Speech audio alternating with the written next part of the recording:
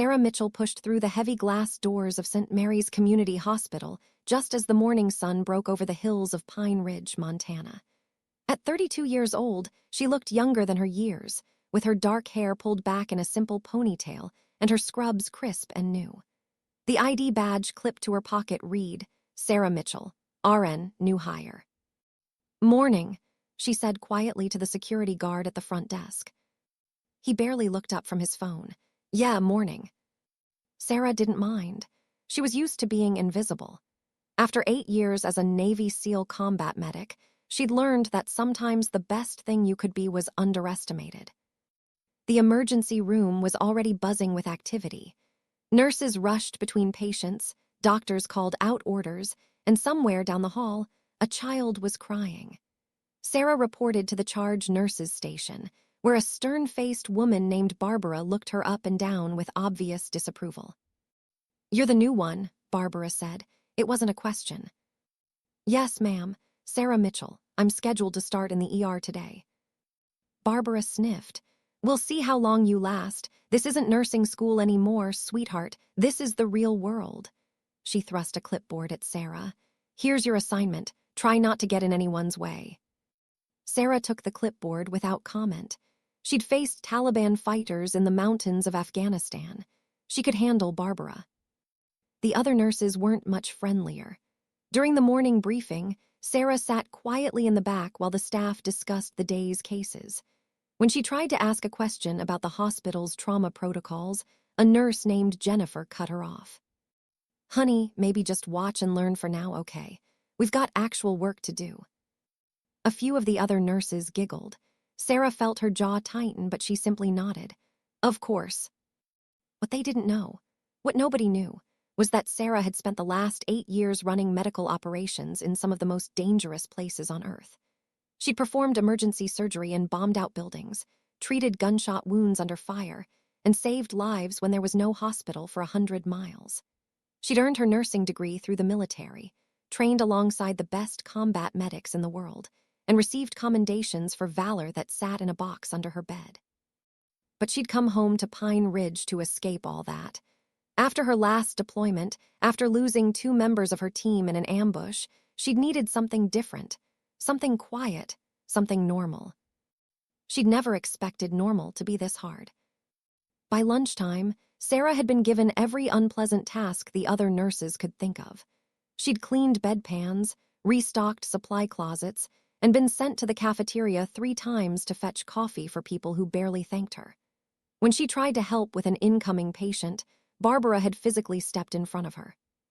"Why don't you go organize the supply room, Sarah? That's more your speed." In the supply room, Sarah allowed herself a moment of frustration. She leaned against the metal shelving and closed her eyes. She'd survived hell overseas. She could survive this. "Don't let them get to you." Sarah's eyes snapped open. An older doctor stood in the doorway, his white coat wrinkled and his gray hair slightly disheveled. She recognized him from the morning briefing, Dr. Robert Chen, the ER director. "I'm fine," Sarah said automatically. Dr. Chen smiled kindly. "I've been working here for 23 years. I've seen Barbara chase off more new nurses than I can count.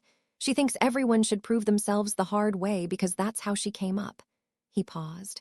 "But I've also seen your resume. Navy veteran, multiple deployments, trauma certification. You're overqualified for this job." Sarah straightened. "I just want to help people, sir." "Then you're in the right place." Dr. Chen handed her a patient chart. "Room 7 needs an IV restart. The patient's a difficult stick. Think you can handle it?" Sarah took the chart. "Yes, sir." She found the patient in room 7, an elderly man with thin, rolling veins that had already been stuck multiple times. His arms were bruised from failed attempts. Sarah spoke to him gently, explained what she was going to do, and found a vein on the first try. The man nearly cried with relief. "You're good at this," he said. "Real good." "Thank you," Sarah replied, securing the IV line with practiced efficiency. When she came out of the room, Barbara was waiting with her arms crossed. "Took you long enough." Sarah didn't respond. She simply returned to her work. The afternoon brought a steady stream of patients. a teenager with a broken arm from skateboarding, a woman having an allergic reaction, a construction worker with a nail through his hand. Sarah moved through each case with quiet competence, but the other nurses continued to treat her like she was invisible at best, incompetent at worst. By 3 o'clock, she was assigned to triage, sitting at the front desk to assess incoming patients. It was mindless work, and Sarah suspected Barbara had put her there to keep her out of the way. That's when Marcus Webb walked through the door. He was in his mid-40s, wearing dirty jeans and a stained jacket that was too heavy for the warm Montana afternoon. His eyes darted around the waiting room, and his right hand stayed buried in his jacket pocket. Sarah's training kicked in immediately. She recognized the signs: agitation, hypervigilance, concealment of the dominant hand. "Can I help you?" Sarah asked calmly. "I need to see Dr. Harrison," Marcus said. His voice was tight, strained. Sarah glanced at the schedule. "Dr. Harrison isn't on duty today, but we have other doctors who can." "I need Dr. Harrison." Marcus's voice rose. Several people in the waiting room looked over. Sarah kept her voice level. "Sir, I understand you're upset. Why don't you have a seat and I'll see what I can?" "You don't understand anything." Marcus pulled his hand from his pocket. He was holding a gun. The waiting room erupted in screams. People dove behind chairs, scrambled for the exits. Marcus pointed the weapon at Sarah's face, his hand shaking. "Get Dr. Harrison, now." Sarah didn't flinch. She'd had guns pointed at her before. She'd been in firefights that lasted hours. But this was different. This wasn't a battlefield. These were civilians, families with children, elderly people, sick patients who couldn't run. "Okay," Sarah said quietly, raising her hands slowly. "Okay, let's just stay calm. Can you tell me why you need to see Dr. Harrison?" "He killed my wife," Marcus shouted. "His mistake killed her and nobody would listen. Nobody would do anything." Behind the triage desk, Sarah could see the security guard reaching for his radio. She needed to keep Marcus's attention on her, away from everyone else. "I'm listening," Sarah said. "Tell me what happened." For just a moment, Marcus's eyes met hers, and she saw the pain there. This wasn't a terrorist. This was a grieving man who'd been pushed too far. But he was still a man with a gun, in a hospital full of innocent people. "My Jenny came in 6 months ago," Marcus said, his voice breaking. "Chest pain. Dr. Harrison said it was nothing, sent her home. She died 2 days later. Heart attack." Tears streamed down his face. If he'd done his job, if he'd just listened to her, she'd still be alive. "I'm so sorry," Sarah said, and she meant it. "That's a terrible loss, but this isn't the way." "There is no other way," Marcus screamed. "I filed complaints, I talked to lawyers, nobody cares, nobody ever cares." He waved the gun wildly. "Now they'll listen, now they'll pay attention." Sarah saw Barbara peering around the corner from the nurse's station, her face white with terror. She saw Dr. Chen trying to usher patients out of nearby rooms. She saw the security guard speaking urgently into his radio. And she knew that at any moment, this could turn into a massacre. Marcus pointed the gun back at Sarah. "Call him, call Dr. Harrison, get him here." "I'll try," Sarah said, "but I need you to do something for me first." "What?" "Let these people go." Sarah gestured to the waiting room. "They're not part of this. They're just sick people who need help. Let them leave and I'll call whoever you want." Marcus looked around at the terrified faces. For a moment, Sarah thought she'd reached him. Then he shook his head. "No, everyone stays. If people leave, the police will come in shooting." He wasn't wrong. Sarah knew that once the police arrived, this situation could escalate fast. Hostage situations usually ended one of two ways, with surrender or with bullets. With this many civilians in the line of fire, there would be casualties either way. Unless she did something first. "Okay," Sarah said. "Everyone stays, but let me make the call. Let me try to reach Dr. Harrison for you." Marcus nodded jerkily. "Fine. But no tricks, no codes, I'm not stupid." "I know you're not," Sarah said gently. She reached slowly for the phone, her mind racing through options. She'd been trained for this. active shooter scenarios, hostage situations, crisis intervention. But she'd never thought she'd need those skills here in her quiet hometown hospital. As she picked up the phone, Sarah caught Dr. Chen's eye. He was still in the hallway, partially hidden. She gave him the smallest shake of her head, a signal not to do anything, not to be a hero. Sarah kept the phone to her ear, pretending to dial while she assessed the situation with the tactical awareness that had kept her alive through multiple deployments. There were approximately 15 people still in the waiting room, 2 families with young children, several elderly patients, a pregnant woman. The security guard had disappeared, probably to wait for backup. Smart, but it meant she was on her own for now. Marcus paced back and forth, the gun swinging erratically. His finger was on the trigger. Sarah recognized the weapon, a Glock 19, probably 15 rounds in the magazine. Standard civilian handgun. He held it like someone who'd been to a range a few times but had no real training. That made him more dangerous, not less. Trained shooters were predictable. Desperate amateurs were wild cards. "What's taking so long?" Marcus demanded. "I'm waiting for someone to pick up," Sarah lied smoothly. She hadn't actually dialed anyone. She needed more time to think, to plan. "The administrative offices are on a different floor." "You're lying." "I'm not," Sarah said calmly. "I promise you I'm trying to help, but Marcus, can I call you Marcus?" He nodded warily. "Marcus, I need you to understand something. Dr. Harrison isn't in the building today. Even if I call him, it's going to take time for him to get here. Maybe an hour or more. Are you prepared to wait that long?" "I've waited 6 months," Marcus said bitterly. "I can wait another hour." Sarah heard sirens in the distance. The police were coming. She had to move this along before SWAT showed up and somebody got killed. "Okay," she said. "I'm going to hang up and try his cell phone. Is that all right?" Marcus nodded. Sarah set down the phone and made a show of looking through a directory. As she did, she spoke quietly. "Marcus, I lost someone too. Someone I cared about very much. I know what that anger feels like. I know how it burns inside you, how it makes you want someone to pay." Marcus looked at her sharply. "You don't know anything about me." "Maybe not," Sarah admitted. "But I know pain. And I know that your wife, Jenny, you said her name was. I know Jenny wouldn't want this. She wouldn't want you to throw your life away. She wouldn't want these innocent people to get hurt." "Jenny's dead because nobody cared," Marcus shouted. "Because doctors like Harrison are too busy, too important, too everything to actually listen to their patients." From the corner of her eye, Sarah saw Barbara making her way toward a back exit with 2 other nurses. Good. The fewer people in the line of fire, the better. "You're right," Sarah said, and Marcus blinked in surprise. "Medical errors kill thousands of people every year. The system is broken. Patients get ignored, concerns get dismissed. I've seen it myself." "Then you understand." "I understand the anger," Sarah interrupted gently. "But Marcus, look around, look at these people." She gestured to a little girl clinging to her mother in the corner. "That child is terrified. That elderly man by the window has oxygen tubes in his nose. He needs medical care.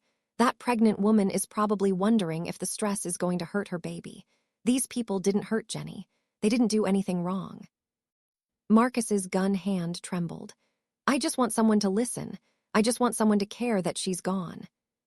"I'm listening," Sarah said. "And I care. Tell me about her. Tell me about Jenny." For a moment, the gun lowered slightly. Marcus's eyes went distant. "She was a teacher, 3rd grade. She loved those kids like they were her own." His voice cracked. "She had this laugh, this big, bright laugh that made everyone around her smile.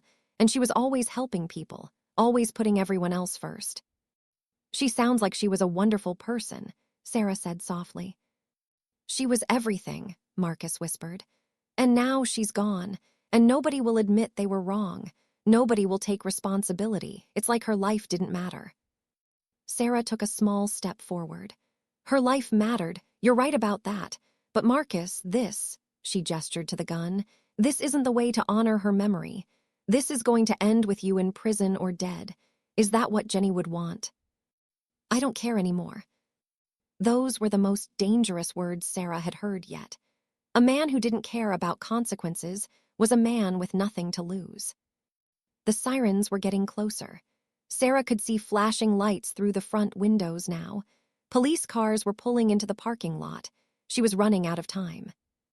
"Marcus," she said urgently, "in about 30 seconds, police officers are going to come through that door.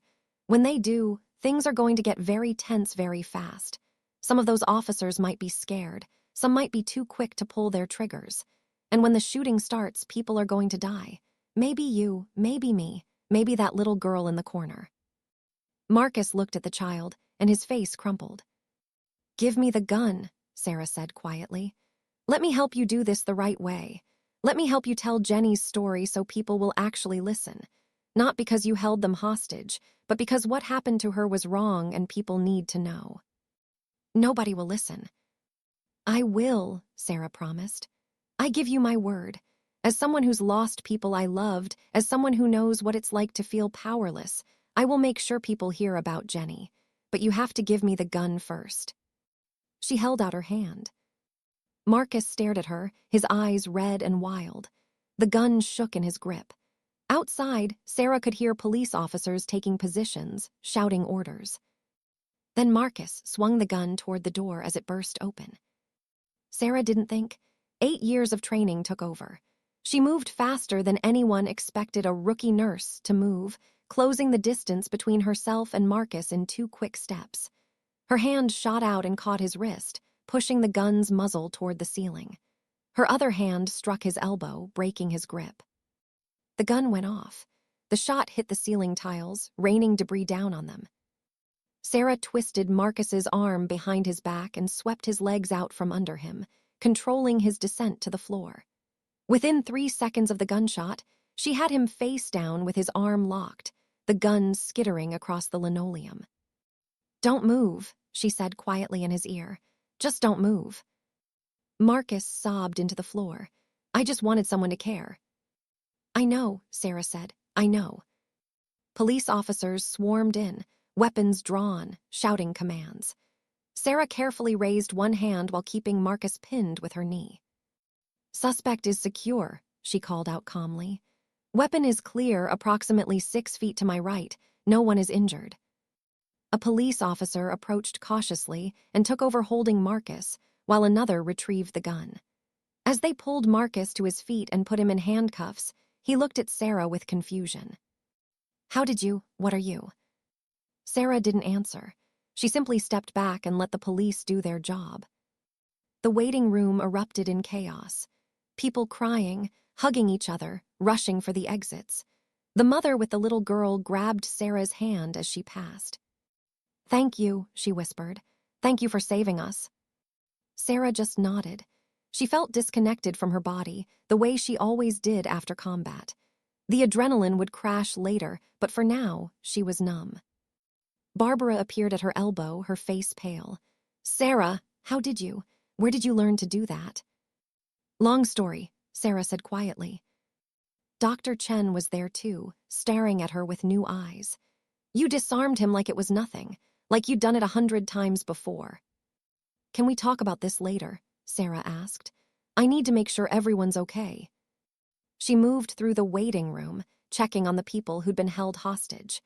A few had minor injuries from diving for cover. Most were just shaken. She spoke to each one calmly, her nursing training taking over now that the immediate threat was gone. The police wanted statements. The hospital administration wanted explanations. The local news had shown up and was filming everything. Sarah ignored it all and focused on the patients. It wasn't until an hour later, when things had finally calmed down, that she found herself in the break room with Dr. Chen and Barbara. The police had taken her statement and let her go. Marcus was on his way to jail. The news crews were still outside, but hospital security was keeping them at bay.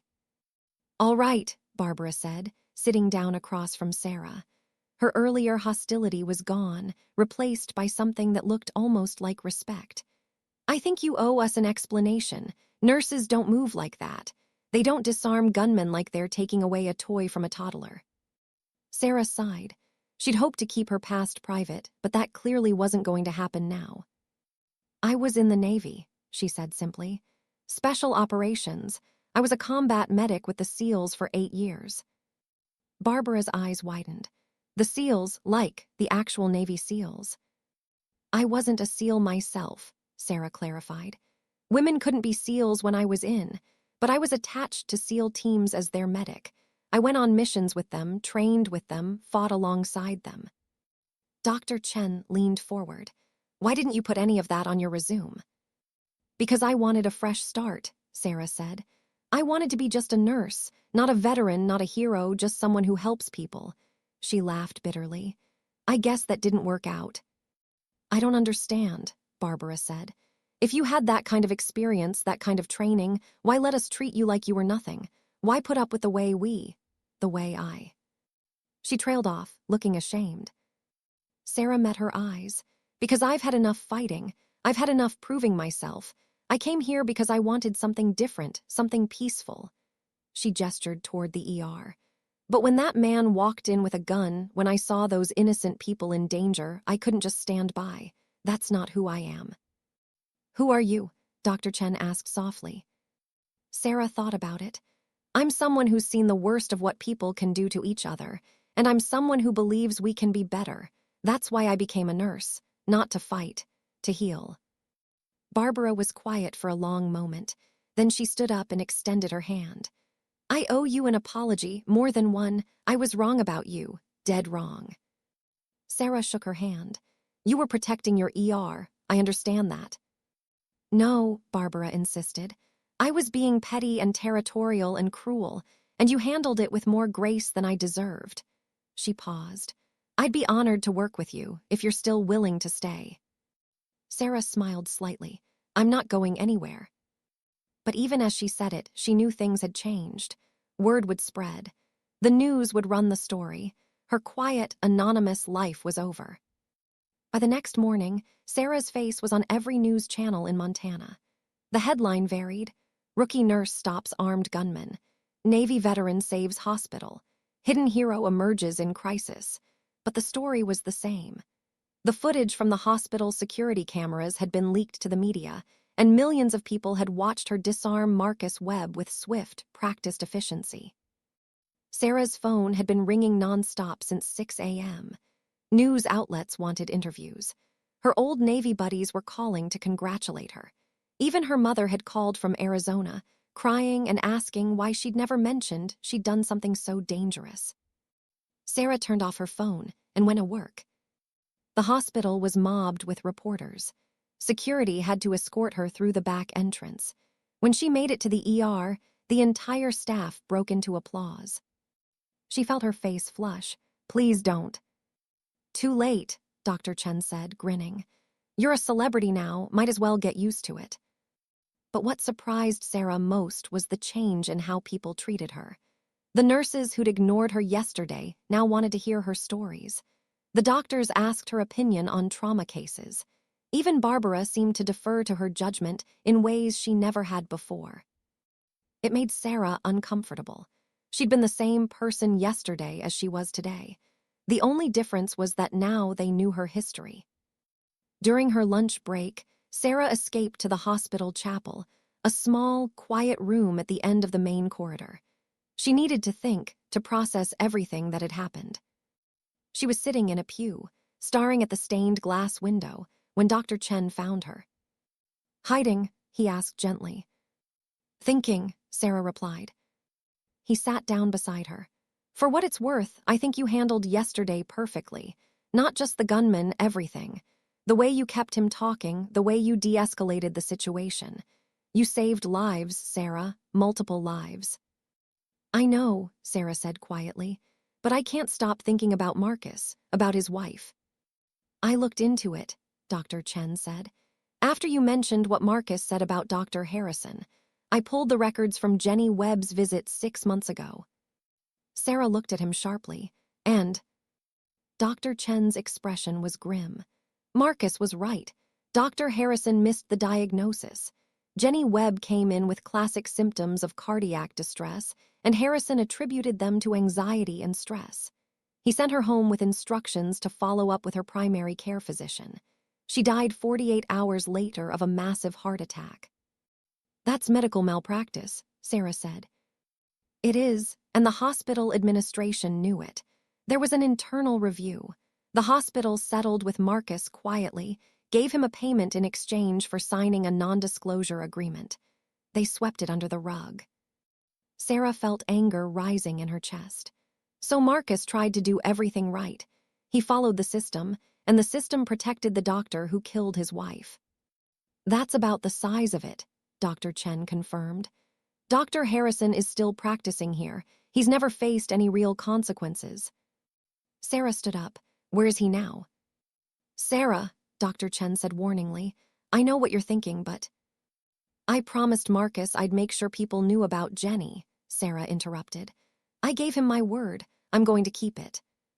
She found Dr. Harrison in the doctor's lounge, drinking coffee and scrolling through his phone. He was in his mid-50s, with silver hair and an expensive watch. He looked up when Sarah entered. Can I help you? He asked dismissively. My name is Sarah Mitchell. I'm the nurse who stopped Marcus Webb yesterday. Dr. Harrison's expression soured. Ah, yes, that was quite dramatic. I've been fielding calls all morning from the administration about that situation. The situation you created, Sarah said flatly. Dr. Harrison set down his coffee cup. Excuse me. Jenny Webb, 6 months ago, you missed her diagnosis.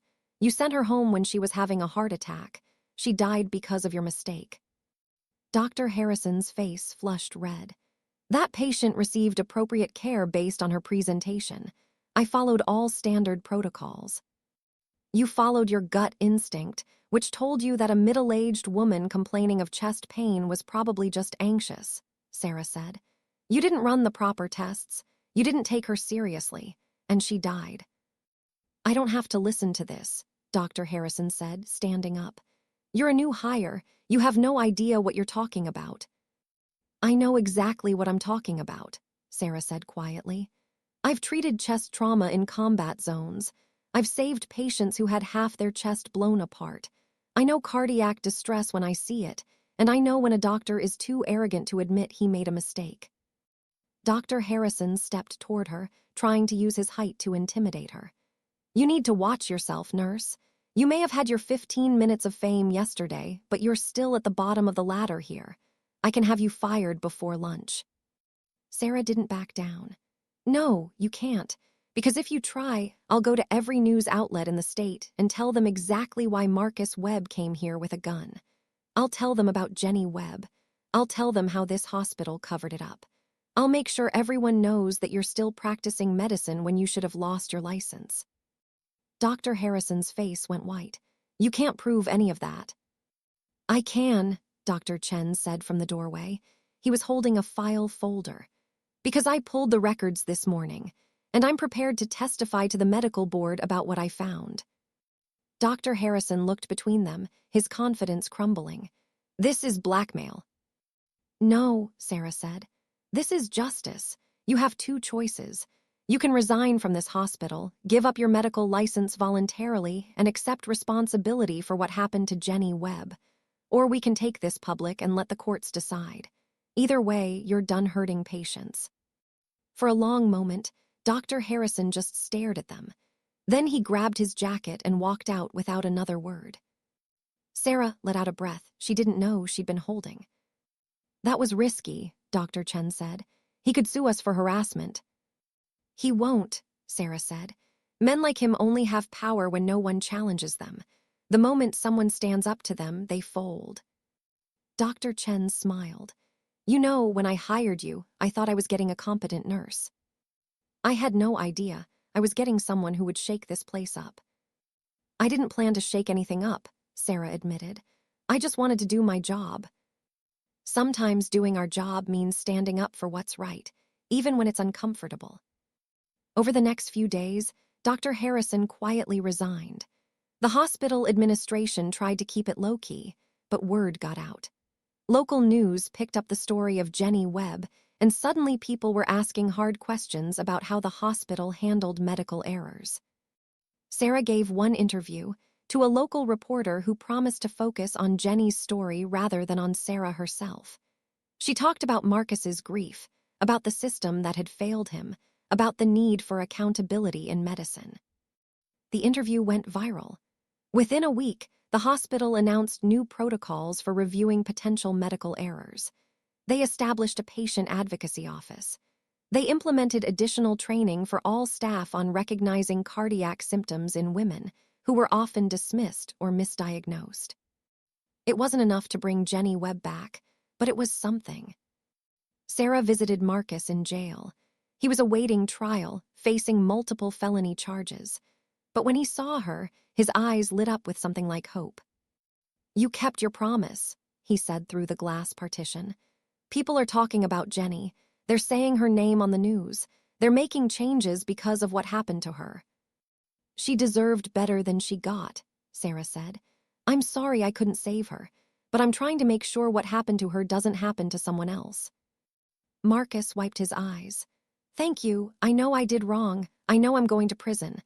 But at least Jenny's life meant something. At least people know her story." Sarah's lawyer had been in touch with the prosecutor. Given Marcus's clean record, his mental state after Jenny's death, and the extenuating circumstances, they were working on a plea deal. He'd still serve time, but not as much as he might have. It wasn't perfect justice, but it was better than nothing.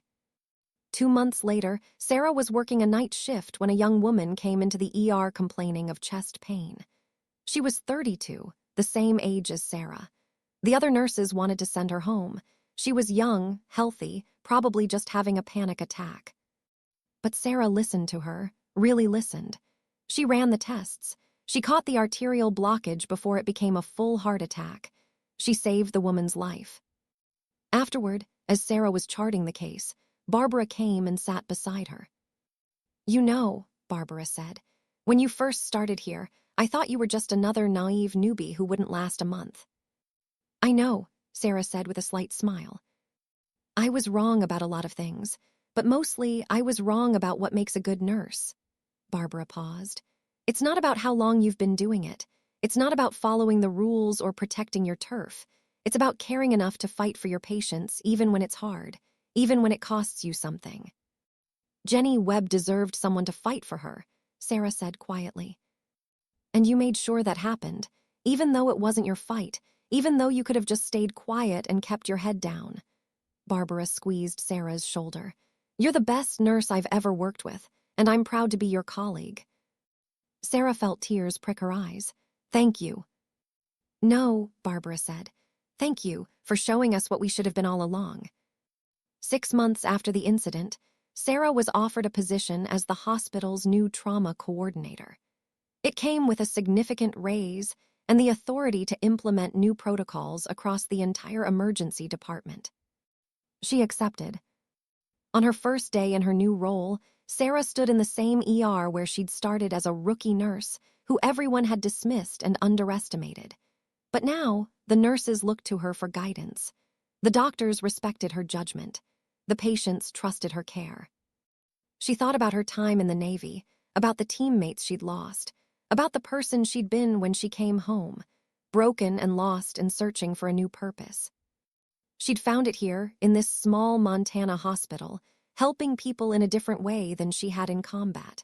Not with weapons and tactics, but with compassion and courage, and an unwavering commitment to doing what was right. A nurse approached her with a question about a patient.